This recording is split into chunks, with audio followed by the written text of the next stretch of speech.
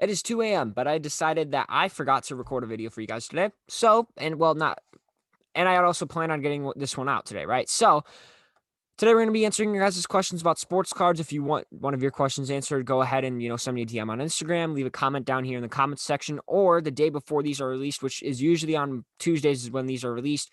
But on Mondays on my story on Instagram, I post like a question post and you can slide up and, or, put your question in there and then I'll write it down and I'll get ready to answer it, the next day. And we've got a nice set of questions here, but of course, as always, real quick, how's it going, y'all? Conrad Sports Cards here. You already know how it is. Got my little sheet of notes here. Let's just get straight into it. So, the first question, this is a market that I don't completely understand. So, before I get too in depth, definitely ask someone else about this as well, because I'm not the guy to be asking for all of your expertise on this particular subject. But GV Card Collector on Instagram asks about vintage Star Wars cards in specifically 1977.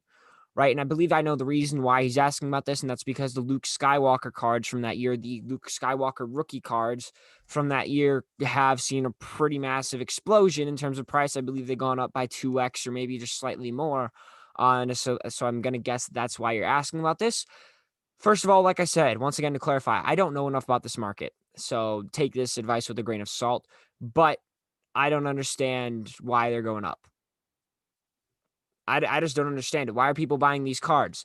Right? It's not. I don't believe that these cards were extremely hot when the movies were released or when the cards were first released. I don't think anybody really cared all that much about these cards because it's not like it was a sports card, right? That didn't seem like it's an actual rookie. It doesn't really make sense. It's not. It's nothing along those lines. I don't really understand that. It's just a movie, right? A character from a movie. Um, and so I don't think that there was enough demand for like the nostalgia factor to set in. Maybe actually there is a nostalgia factor because they saw the movies when they were first released. Um, so here's why I think it has exploded. I'm gonna guess, in this market, a lot of people are constantly looking for different ways to invest, trying to get ahead of the curve, trying to buy this, that, or the other thing before everybody else finds out about it and before everybody else starts to buy it, right? And so I'm gonna guess that either one of two things happened. Either a bunch of people decided that they wanted to go with the Star Wars route at the same time, and it's just created a lot of demand out of the blue for these cards, and that's what kind of set this market on fire. Then more people noticed, oh, there's more demand for these cards now. I'm going to get in on it while it's early, and then it just kept going on, and it was a snowball effect from there, where more people were getting on as demand got higher and higher. Or it's just straight up market manipulation, and someone's trying to sell their Luke Skywalker rookie cards because they don't think it's a good investment and they want to make money, right? Those are the only two reasons I expect them to go up. However, I don't know enough about this market. I don't know enough about these cards. Ask someone else because there might be a specific reason that these cards are going up that I haven't thought of or that I don't know yet, right? So definitely don't just listen to me. And I'm going to keep saying this. Don't just listen to me about this. Ask someone else for sure. Please, for your own sake, for your own safety, please do it. Um, Next up is a question from, I believe, sports card me or me. I'm not completely sure which one it is. On Instagram, he asks, "Do you believe almost all of Luca's rookies will be over $100 by the end of the season?" Pretty simply put, yeah, I wouldn't be surprised. I think they were all pretty much over $100 anyway before the season started. Like I know Hoops Raw cards were like $115 right before the season peak, like at the season's peak or something along those lines. And there's not a lot of worse options out there, right? There's like Absolute, which is kind of crappy. There's Chronicles, which is kind of crappy. And I think he has a Contenders Collegiate or International rookie that would be pretty bad too. Other than that, I don't think that there's much product out there that gets lower than Hoops, like lower end than Hoops, and that was already $100, right? So yeah, pretty simply put, yes, I don't expect him to be any worse than he was last year. I don't expect him to be like exceptionally better or anything, but I don't think he'll be worse than last year. So I wouldn't see why I don't see why they wouldn't be over $100 again, right? That's just the easiest way to put it. The next question comes from N Herrera 21 on Instagram. I hope I said that right, my man. He asks, are base rookies drying up and should people shift focus to parallels or short prints? I've said this a couple of times before, but I don't think I think base cards are a safe investment for now, right? People get worried about pop reports and like, oh, it's going to crash. We're getting to a bubble. There's too many cards in circulation. It doesn't matter. It does not matter whatsoever if there's a super high pop report for base cards. You want to know why? Because this market is just filled with investors, right? It does not matter that there's 12,000 Zion base cards in population. I don't know if that number is correct or not, but it does not matter if there are that many Zion base cards in population because this market is so flooded with investors. Investors do not care about the population report. If it's selling, then they're going to go ahead and sell it, right? Base cards are what's liquid. Base cards are super in demand. Base cards are the cheapest version of a particular set to get. So they're going to go ahead and buy it and sell it and grade it and flip it and do whatever they can with base cards because it's what's hot. It's what's popular, and there's too many investors for the demand to all of a sudden fall off, in my opinion. Maybe 2 or 3 years down the line, as people try to look for different routes to invest in, just like we were talking about with vintage Star Wars cards, then maybe there's a whole different conversation. But for right now, I don't think that base cards are drying up.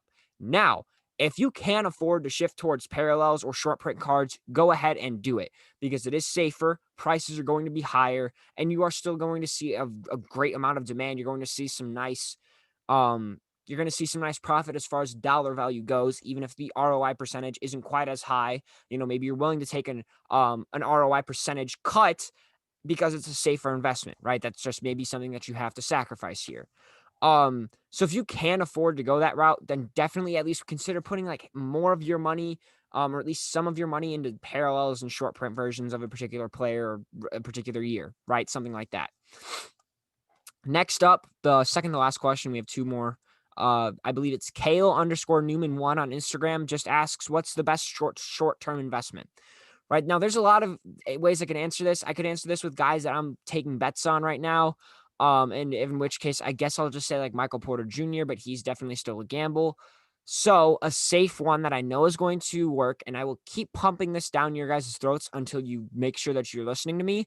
Buy the number one guys or the superstars on these top contending teams, like the top 2 or 3 seeds that we know are probably going to make a deep run in the playoffs. Buy those guys up. LeBron, even though his cards have taken off, you can maybe find a couple of other routes to invest in, right? So guys like LeBron, if you can't go with LeBron, maybe go with his teammate Anthony Davis, go with Giannis, go with Kawhi. I'd look at KD, maybe Jason Tatum. Look at those guys because they're going to peak. They're going to have a massive peak, in fact, right before the playoffs start.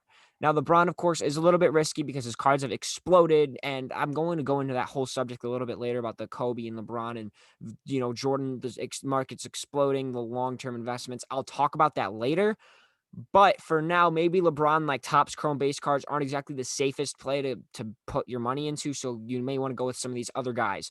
But that whole list of guys that I just gave you, go with any of them because they're on the number 1, 2, or 3 teams in the Eastern Conference when the season ends, in my opinion. They're going to be super in demand right before the playoffs start because people are going to be like, "Ooh, I want to buy them and sell them as they make a deeper run in the playoffs." But what they don't understand is that they are buying when prices are at their highest. So make sure that you're selling cards when they're at their highest, right? Um, that's just like my safest slash best investment in the short term for you, even though by the short term, I mean like 4 to 5 months. It's just part of the game, right? I want to make sure that I'm giving you guys advice that I know works rather than being like, oh, buy this guy. And then all of a sudden he gets injured or he has an absolutely completely garbage performance and you guys are left with very little money, right? I want to make sure that I'm providing you guys with content that's actually educational. Right now, the last question that we have here is from Drakes_PC on Instagram.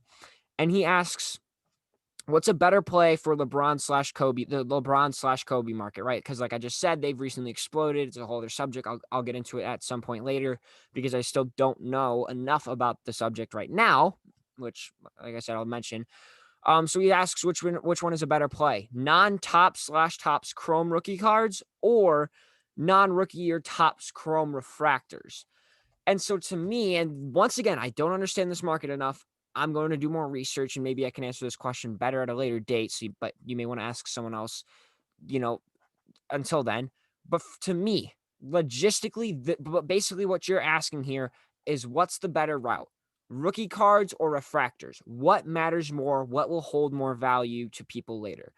And from what I'm thinking, I'd say his rookie cards, right? I'd look at their rookie cards because obviously it's a rookie card. People don't really want a 2004 Kobe Bryant Topps refractor rookie, or just Topps chrome refractor card, right? I don't see. It's the same thing with Luke Skywalker. I don't really see why the demand would be there. Besides, it's a refractor and it's Kobe. But if you say, oh, a Kobe rookie, even if it's not his Topps rookie, but it's something else, right? I think that people are going to be more gravitated to that as if they start to look at different options. And there's actually a lot of potential there. Like you can find a really beautiful card, that happens to be a rookie of either one of these guys, and all of a sudden the rest of the market kind of does too. And then maybe all of a sudden the demand starts to go up for that, and you make a massive play that you bought in early on, and you were just trying to look for a different route to invest in. But I don't think that happens with the Topps chrome refractors because it's just a Topps chrome refractor. Do you understand what I'm saying? I hope you do, because that was pretty much the best that I could explain it. But that's all I have for you guys today. If you enjoyed it, go ahead and check out my YouTube channel, or check out my Spotify or Apple or wherever you're listening to this to. Go ahead and check it out. I have many other videos or episodes like it. In the description is going to be a link tree with my other social media accounts on it: Twitter, Instagram, TikTok, YouTube, Spotify, all that sort of stuff. You can get a lot more of my content on there, But once again, thank you guys for watching, tuning in, listening, and I'll see you guys next time.